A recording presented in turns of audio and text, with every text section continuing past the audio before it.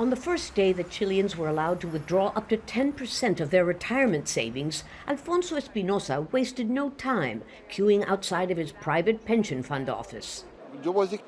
I don't like to dip into my pension, but we can't depend on the government for everything. So I want to access my own money, especially since the private pension funds have filled their pockets at our expense for decades.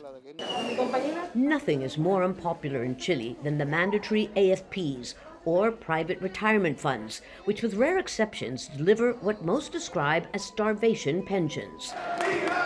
The AFPs were untouchable until last week, when Congress approved a landmark constitutional amendment allowing people to access some of their contributions for the next year.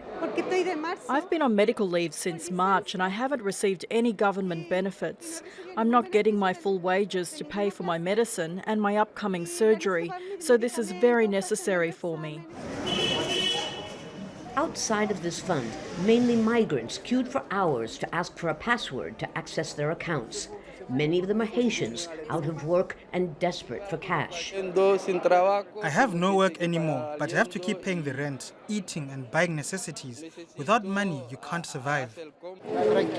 The process is supposed to be totally online, so that people won't have to queue, especially under the lockdown that's still in force in most of the country. But with more than 1 million people trying to access their money simultaneously on just the first day, the process is painfully slow, as I'm finding out right here. In some cases, the fund's web pages have crashed completely, or in this case, it says there are more than 1,065,000 people ahead of me.